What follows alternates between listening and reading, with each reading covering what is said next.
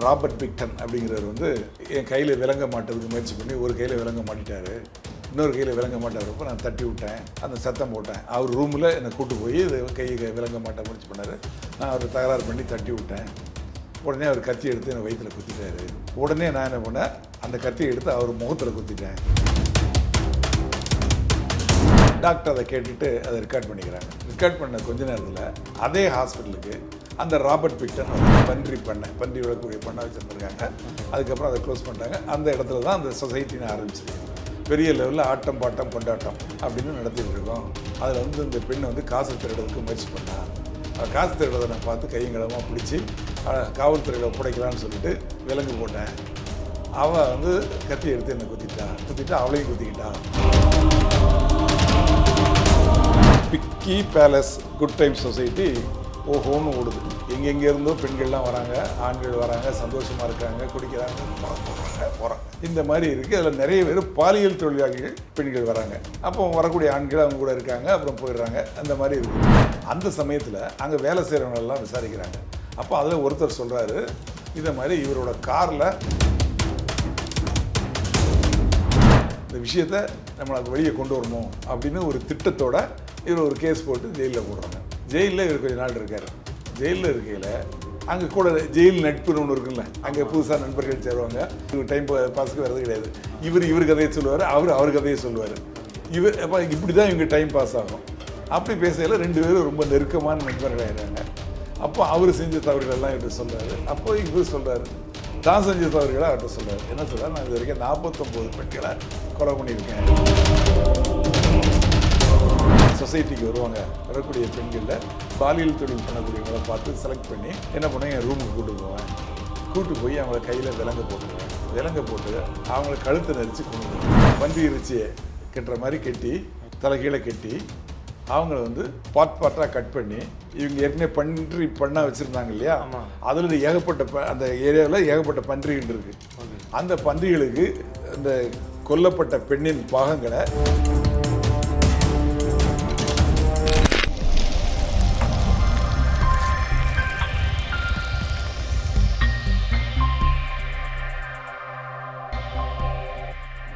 Voice of law நேயர்களுக்கு வணக்கம்.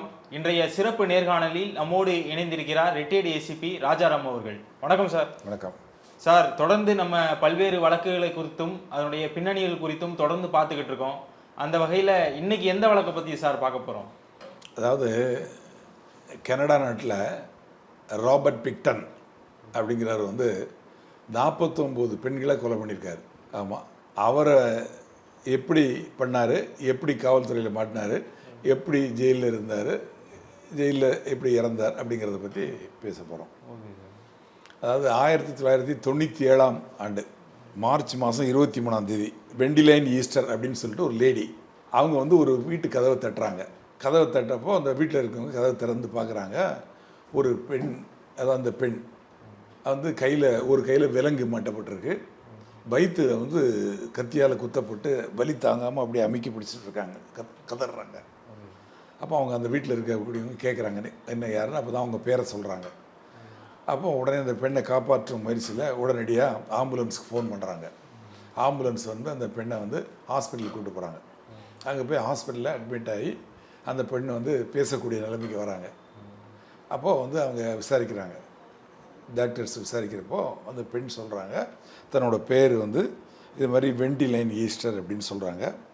Piggy palace good time Society அப்படின்னு சொல்லிட்டு ஒரு இடம் இருக்குது அருகில். அந்த இடத்துல வந்து இவங்க வந்து வீக்கெண்ட் கொண்டாடுவாங்க போலுக்கு. அதுக்கு நான் வந்தப்போ அதோட ஓனர் இந்த ராபர்ட் பிக்டன் அப்படிங்கிறவர் வந்து என் கையில் விளங்க மாட்டதுக்கு முயற்சி பண்ணி ஒரு கையில் விளங்க மாட்டிட்டாரு, இன்னொரு கையில் விளங்க மாட்டப்போ நான் தட்டி விட்டேன், அந்த சத்தம் போட்டேன். அவர் ரூமில் என்னை கூட்டு போய் கையை விளங்க மாட்ட முயற்சி பண்ணார். நான் அவர் தகராறு பண்ணி தட்டி விட்டேன். உடனே அவர் கத்தி எடுத்து என்னை வயிற்றில் குத்திட்டாரு. உடனே நான் என்ன பண்ணேன், அந்த கத்தியை எடுத்து அவர் முகத்தில் குத்திட்டு தடிச்சு ஓடியாந்துட்டேன் அப்படின்னு அந்த அம்மா சொல்கிறாங்க. டாக்டர் அதை கேட்டுட்டு அதை ரெக்கார்ட் பண்ணிக்கிறாங்க. ரெக்கார்ட் பண்ண கொஞ்ச நேரத்தில் அதே ஹாஸ்பிட்டலுக்கு அந்த ராபர்ட் பிக்டன் வராரு, முகத்தில் குத்து காயத்தோடு வராரு. இப்போ அவரை கேட்குறாங்க. அப்போ அவர் வந்து இது மாதிரி ஒரு பெண்ணு வந்து இங்கே அது வந்து ஒரு பெரிய இடம். அந்த இடம் வந்து எப்படின்னா முன்னாடி வந்து இந்த பண்ணை வச்சுருந்துருக்காங்க, இது பன்றி விழக்கூடிய பண்ணை வச்சுருந்துருக்காங்க. அதுக்கப்புறம் அதை க்ளோஸ் பண்ணிட்டாங்க. அந்த இடத்துல தான் அந்த சொசைட்டின்னு ஆரம்பிச்சு பெரிய லெவலில் ஆட்டம் பாட்டம் கொண்டாட்டம் அப்படின்னு நடத்திட்டு இருக்கோம். அதில் வந்து இந்த பெண்ணை வந்து காசு திருடுறதுக்கு முயற்சி பண்ணா. காசு திருடுறதை நான் பார்த்து கையங்கலமாக பிடிச்சி காவல்துறையில் ஒப்படைக்கலான்னு சொல்லிட்டு விலங்கு போட்டேன். அவள் வந்து கத்தி எடுத்து என்னை குத்திட்டு அவளையும் குத்திக்கிட்டா. அவள் வந்து ஒரு பாலியல் தொழிலாளி அப்படின்னு சொல்கிறாரு. ஆனால் டாக்டர் அதையும் இது பண்ணிவிட்டு லோக்கல் போலீஸ்க்கு இன்ஃபார்ம் பண்ணுறாரு. லோக்கல் போலீஸ் வராங்க, வந்து 2 பேரையும் விசாரித்து அந்த ராபர்ட் பிக்டனை சர்ச் பண்ணுறாங்க. சர்ச் பண்ணி பார்த்தா அவர் பேண்ட் பாக்கெட்டில் ஹேண்ட்கப்போட கீ இருக்குது, கை விலங்கு இருக்குல்ல, அதை மூடக்கூடிய கீ இருக்குது. அந்த கீயை எடுத்து இந்த பெண் அந்த ஒரு கையில் ஹேண்ட்கப் போடப்பட்ட லெவல்லே தான் ட்ரீட்மெண்ட் எடுத்துகிட்டு இருக்காங்க. அவங்களையும் விசாரித்து அந்த கீயை போட்டு பார்த்தா அது கரெக்டாக செட் ஆகுது. உடனே காவல்துறை புரிஞ்சுக்கிட்டாங்க, ஆஹா இந்த ஆள் தான் தப்பு பண்ணியிருக்கான், இவன் தான் அக்யூஸ். அந்த பெண்ணு சொல்கிறாங்க இவன் தான் குத்துனான், கை விலங்கு போட்டான், கத்தியால் குத்துனான், நான் திருப்பி அவனை குத்துனேன் அப்படின்னு சொல்கிறாங்க. இன்னும் காவல்துறை வந்து புரிஞ்சுக்கிட்டு அவனை கைது பண்ணிடுறாங்க. அதாவது அட்டெம்ப்ட் டு மர்டர், கொலை முயற்சி அப்படின்னு வழக்கு பதிவு செஞ்சு அவனை அரெஸ்ட் பண்ணுறாங்க. அரெஸ்ட் பண்ணி அந்த வழக்கை விசாரிக்கையில் இந்த ராபர்ட் பிக்டன் வந்து அவன் பெரிய கோடீஸ்வரன், அது என்ன அவன் அவனோட பின்னணி என்ன அப்படின்னு விசாரிக்கையில் அவன் என்ன சொல்கிறான், இது மாதிரி நான் வந்து இப்போ சமீப காலமாக இந்த இது பேலஸ், அதாவது பிக்கி பேலஸ் குட் டைம் சொசைட்டின்னு இதை வச்சுருக்கிறேன். இதுக்கு முன்னாடி எங்கள் அப்பா காலத்தில் ஒரு பன்றிகள் வளர்க்கக்கூடிய ஒரு பெரிய பண்ணையாக இருந்தது இந்த இடம். அதில் வந்து எங்கள் அப்பா பண்ணையை வச்சுருந்தாரு. நான், என்னோடய அண்ணன், என் தங்கச்சி 3 பேர் இருந்தோம். எங்கள் அப்பா இறந்ததுக்கப்புறம் அந்த பன்றி பண்ணையை எங்களால் மெயின்டைன் பண்ண முடியல. அந்த பன்றிகள்லாம் நிறைய இங்கேயே சுற்றிக்கிட்டு இருந்தது. அதை சுற்றி ஏகப்பட்ட இடம் இருந்ததுனால ஒரு லெவலுக்கு மேலே நாங்கள் வந்து அதை விற்றுட்டோம். விற்றதில் கிட்டத்தட்ட ஒரு $5.16 மில்லியன் எங்களுக்கு பணம் கிடச்சிது. அந்த பணத்தை வச்சு தான் அந்த சொசைட்டி ஆரம்பிச்சிருக்கோம். இது வந்து ஒரு சேரிட்டி, ஏழைகளுக்கு உதவி செய்யக்கூடிய சொசைட்டி. இதில் வந்து இவங்க எல்லோரும் வந்து தங்குவாங்க, வீக்கெண்டில் இங்கே கொண்டாட்டமாக இருக்கும். அதாவது எப்படின்னா, அதாவது பொழுதுபோக்கான ஒரு இடம் அப்படிங்கிற மாதிரி, குடிக்கிறதுக்கும் கும்மாளம் போடுறதுக்குமான இடம் அப்படிங்கிறதுக்கு அவங்க வந்து அது மாதிரி வச்சு அதில் வரக்கூடிய பணத்தை வந்து அந்த ஏழை எளிய மக்களுக்கு சேரிட்டிக்கெலாம் கொடுக்குறோம் அப்படின்னு சொல்கிறாரு. சொல்லிவிட்டு அவர் என்ன சொல்கிறாரு, இந்த பெண் வந்து ஒரு பாலியல் தொழிலாளி, அவங்க செஞ்ச தவறை மறைக்கிறதுக்கு தான் இந்த மாதிரி சொல்கிறாங்க. நான் தவறு செய்யக்கூடிய ஆளுக்கிட்ட நான் பெரிய மெல்லினர் அப்படி இந்த மாதிரி இந்த சொசைட்டிலாம் வச்சுருக்கேன் அப்படின்னு இவர் சொன்ன உடனே காவல்துறை வந்து என்ன பண்ணிடுறாங்க, அந்த பெண்ணோட பின்னணியை இது பண்ணி அந்த வழக்கை அதுக்கு மேலே தொடராமல் விட்டுறாங்க. இவரை வந்து ஜாமீனில் விட்டுறாங்க. அதுக்கப்புறம் இது நடக்குது 97. இந்த 97க்கு அப்புறம் கிட்டத்தட்ட 2002 வரைக்கும் Piggy palace good time society ஓஹோன்னு ஓடுது. எங்கெங்கே இருந்தோ பெண்கள்லாம் வராங்க, ஆண்கள் வராங்க, சந்தோஷமாக இருக்கிறாங்க, குடிக்கிறாங்க, கும்பலம் போகிறாங்க. இந்த மாதிரி இருக்குது. அதில் நிறைய பேர் பாலியல் தொழிலாளிகள் பெண்கள் வராங்க. அப்போ வரக்கூடிய ஆண்கள் அவங்க கூட இருக்காங்க, அப்புறம் போயிடுறாங்க. அந்த மாதிரி இருக்குது. இதில் இங்கே வேலை செய்யக்கூடிய இவரோட சொசைட்டியில் வேலை செய்யக்கூடியவர் ஒருத்தர் வந்து சொல்கிறார் காவல்துறைக்கு. அதாவது என்ன சொல்கிறாரு அப்படின்னா, இந்த மாதிரி அவரோட ரூமில் போய் பார்த்தேன், ப்ரைவேட் ரூமில் பார்த்தேன், அங்கே வந்து பெண்களோட நிறைய பொருள்லாம் இருக்குது அங்கே அப்படிங்கிற மாதிரி சொல்கிறாரு. கூட வேலை செய்கிற பெண்ணும் சொல்கிறாங்க. ஆனால் காவல்துறை என்ன சொல்கிறாங்க, நாங்கள் அந்த இடத்த சர்ச் பண்ணணும்னா நீங்கள் ஒரு கம்ப்ளைண்ட்டாக கொடுங்க, கம்ப்ளைண்ட்டாக கொடுத்தீங்கன்னா நாங்கள் அதை கேஸ் ரிஜிஸ்டர் பண்ணிவிட்டு நாங்கள் பண்ணுறோம் அப்படிங்கிறாங்க. இவங்க பயந்து போய் அவனுக்கு, ஏன்னா அவன் பெரிய கோடீஸ்வரன், அவனுக்கு எதிராக நம்ம ஒன்றும் போராட முடியாதுன்னு சொல்லிட்டு, ஒன்றும் புகார் வேண்டான்னு சொல்லிட்டு அவங்க போயிடுறாங்க. அங்கே வேலையை விட்டே நின்றுறாங்க. அதுக்கப்புறம் கொஞ்ச நாள் கழித்து இவங்க வந்து புத்தாண்டு கொண்டாடுறாங்க அந்த சொசைட்டியில். அதுக்கு வந்து அனுமதி வாங்கலை அரசாங்கம். அப்போ அரசாங்கம் வந்து அதை மூட சொல்லிடுறாங்க. அந்த சமயத்தில் அங்கே வேலை செய்கிறவங்களெல்லாம் விசாரிக்கிறாங்க. அப்போ அதில் ஒருத்தர் சொல்கிறாரு, இதை மாதிரி இவரோட காரில் நான் பார்த்தேன், அந்த காரில் வந்து ஆயுதங்கள்லாம் நிறைய இருக்குது அப்படின்னு சொல்லி தகவல் சொல்கிறாங்க. உடனே காவல்துறை நீங்கள் ரிப்போர்ட்டாக கொடுங்கன்னு சொல்லி அவங்கள்ட்ட ரிப்போர்ட்டை வாங்கிடுறாங்க. ரிப்போர்ட்டை வாங்கிட்டு போய் அந்த பண்ணைக்குள்ளே அந்த சொசைட்டியை போய் ரெய்டு பண்ணுறாங்க. ரெய்டு பண்ணி கம்ப்ளீட்டாக சர்ச் பண்ணுறாங்க. சர்ச் பண்ணி பார்த்தா அங்கே வந்து நிறைய பெண்களோட பர்ஸு, இது மாதிரி பொருள்கள், லிப்ஸ்டிக்கு, இந்த மாதிரி பொருள்கள்லாம் நிறைய இருக்குது. ஆமாம். அப்புறம் இவரை பிடிக்கிறாங்க. இவரை பிடிச்சி என்ன நடக்குது, என்ன சமாச்சாரம் அப்படின்னு கேட்குறாங்க. அப்போ இவர் கதையெல்லாம் சொல்கிறாரு. சொல்லி இது மாதிரி நான் எந்த தப்பும் பண்ணலை அப்படிங்கிறாரு. ஆனால் இவங்க சர்ச் பண்ணுறதுல ரிவால்வரு, அப்புறம் வந்து பிஸ்டல், இந்த மாதிரி ஐட்டங்கள்லாம் நிறைய கிடைக்குது. அந்த பெண்களோட உடைகள், லிப்ஸ்டிக்கு, இந்த பர்ஸு இதெல்லாம் சொன்னாலும் இந்த மாதிரி பொருள்களும் கிடைக்குது. அதுக்கப்புறம் இவரை விசாரித்து இது பண்ணையில் அவர் ஒத்துக்கிறார். இது மாதிரி இங்கே வரக்கூடிய பாலியல் பெண்களை வந்து நான் வந்து கொலை பண்ணுவேன் அப்படிங்கிற மாதிரி இவர் சொல்கிறாரு. சொன்னதுக்கப்புறம் இவர் துருவி விசாரிக்க ஆரம்பிக்கிறாங்க. விசாரித்ததுக்கப்புறம் இவர் சொல்கிறார் ஒரு லிஸ்ட்டு, இவங்களெல்லாம் நான் கொலை பண்ணியிருக்கேன் அப்படின்னு சொல்லிட்டு சொல்கிறாரு. ஆனால் அதுக்கு எந்த விதமான எவிடன்ஸும் இல்லை.